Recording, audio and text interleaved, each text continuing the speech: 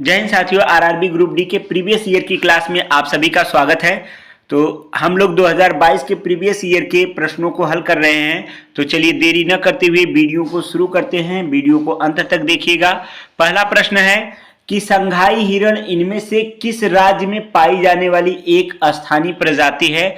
आपके ऑप्शन हैं राजस्थान, तेलंगाना, केरल, मणिपुर। सही जवाब हो जाएगा मणिपुर। मणिपुर में यह जो संघाई हिरण है यह पाए जाते हैं। अगला प्रश्न है कि चुंबकीय क्षेत्र के अंदर स्थित धारावाही चालक पर लगने वाला बल तथा फ्लेमिंग के बाएं हाथ के नियम के अनुसार अंगूठा तथा तर्जनी क्रमशः दिशाओं को निरूपित करते हैं। तो आपके ऑप्शन है कि धारा तथा क्षेत्र, दूसरा है कि चुंबकीय क्षेत्र तथा बल, तीसरा है बल तथा चुंबकीय क्षेत्र और चौथा है धारा तथा क्षेत्र। तो आपका सही जवाब हो जाएगा बल तथा चुंबकीय क्षेत्र। यहाँ पर जो फ्लेमिंग के बाएं हाथ का नियम है इसमें अंगूठा बल की दिशा को प्रदर्शित करता है और तर्जनी अंगुली चुंबकीय क्षेत्र की दिशा को प्रदर्शित करती है।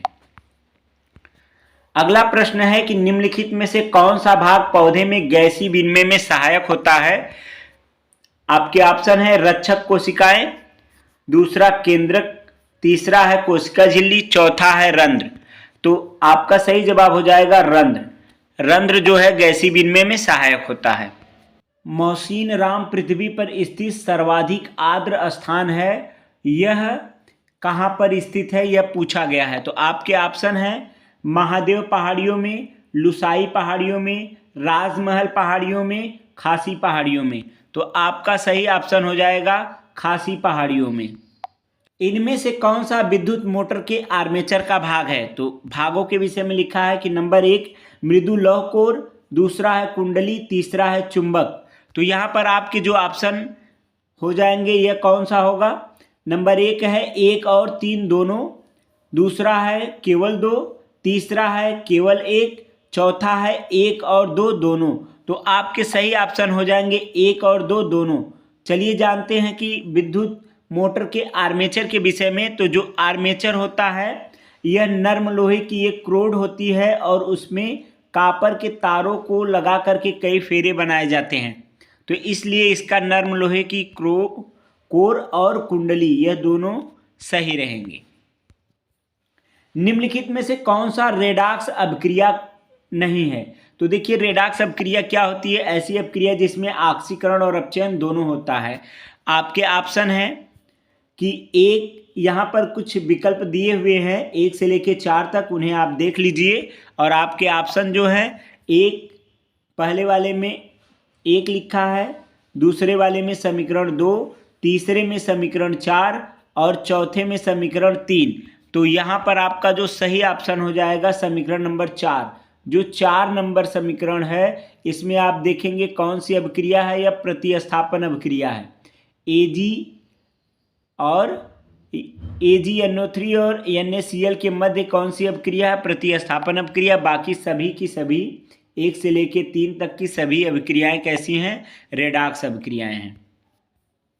1876 में भारत की राष्ट्रीय आय का प्रथम प्राक्कलन किसने तैयार किया था। पहला ऑप्शन है कि विलियम डिग्बी, दूसरा है BKRB राव, तीसरा है दादा भाई नौरोजी और चौथा है PC महालनोबिस है। तो आपका सही जवाब हो जाएगा दादा भाई नौरोजी। अगला प्रश्न है कि मनुष्य के पाचन तंत्र में होने वाली कौन सी क्रिया गंदगी पर साबुन के पायसीकरण के लिए समान होती है, पायसीकरण की क्रिया के समान होती है। पहला ऑप्शन है आपका कि पित्त द्वारा क्षारीय माध्यम प्रदान किया जाता है, दूसरा है कि पित्त लौड़ों द्वारा बड़ी वसा गोलिकाओं की छोटी छोटी गोलिकाओं में विघटित किया जाना, तीसरा है पित्त रस एंजाइम द्वारा स्टार्च के पाचन में सहायता करना, और चौथा है कि पित्त रस द्वारा अम्लीय माध्यम प्रदान किया जाना। तो आपका सही जवाब हो जाएगा पित्त लौड़ों द्वारा बड़ी वसा गोलिकाओं को छोटी वसा गोलिकाओं में विघटित करना अर्थात तोड़ना। निम्नलिखित में से किस खेल के उत्कृष्ट योगदान के लिए टीपी ओफेस को 2021 में द्रोणाचार्य पुरस्कार से सम्मानित किया गया था? आपके ऑप्शन हैं एथलीट, दूसरा भारोत्तोलन, तीसरा टेबल टेनिस और चौथा है मुक्केबाजी। तो यहां पर आपका सही हो जाएगा एथलीट्स के लिए। अगला प्रश्न है कि अनुच्छेद 279 ए में इनमें से कौन सा संवैधानिक निकाय से संबंधित है? आपके ऑप्शन है वस्तु एवं कर सेवा परिषद, दूसरा यूपीएससी, तीसरा है भारत निर्वाचन आयोग और चौथा है वित्त आयोग। तो आपका सही जवाब हो जाएगा वस्तु एवं कर सेवा परिषद या सेवा कर परिषद, जिसे हम लोग जीएसटी कहते हैं। जब शुष्क बुझे चूने का क्लोरीकरण किया जाता है, क्या किया जाता है? क्लोरीकरण, तो मुख्य उत्पाद के रूप में क्या बनेगा? तो मुख्य उत्पाद के रूप में आपके ऑप्शन है एसिटिक अम्ल, दूसरा है बुझा हुआ चूना, तीसरा है कैल्शियम ऑक्सीक्लोराइड और चौथा है हाइड्रोक्लोरिक अम्ल। तो यहाँ पर आपका सही जवाब हो जाएगा कैल्शियम ऑक्सीक्लोराइड। बुझे चूने को जब आप क्लोरीनीकरण कराएंगे तो यहाँ पर आपको जो बनेगा विरंजक चूर्ण, जिसका फार्मूला होता है CaO और Cl2, यही है आपका कैल्शियम ऑक्सीक्लोराइड। संध्या गुरुंग को किस क्षेत्र की कोचिंग के लिए द्रोणाचार्य पुरस्कार 2021 प्रदान किया गया?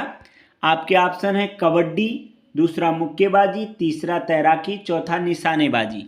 आपका सही जवाब हो जाएगा मुक्केबाजी के लिए। अगला प्रश्न है कि निम्न कथनों पर विचार करते हुए सही कथन का चयन कीजिए। आपको दो कथन दिया गया है। पहला है कि निर्जल सोडियम कार्बोनेट का उपयोग सोडा एसिड अग्निशामकों में किया जाता है। दूसरा है निर्जल सोडियम कार्बोनेट को जल में घोला जाता है तथा क्रिस्टल जल के 10 अणु वाले धावन सोडा क्रिस्टल प्राप्त करने के लिए पुनः क्रिस्टलन किया जाता है। आपके ऑप्शन हैं दोनों कथन सत्य हैं, दूसरा है कि कथन 1 सत्य है तथा कथन 2 असत्य है, तीसरा है दोनों कथन असत्य हैं और चौथा है कथन 2 सत्य है और कथन 1 असत्य है। आपका सही जवाब हो जाएगा कथन 2 सत्य है और कथन 1 असत्य है। आज के वीडियो में इतना ही, मिलते हैं अगले वीडियो में।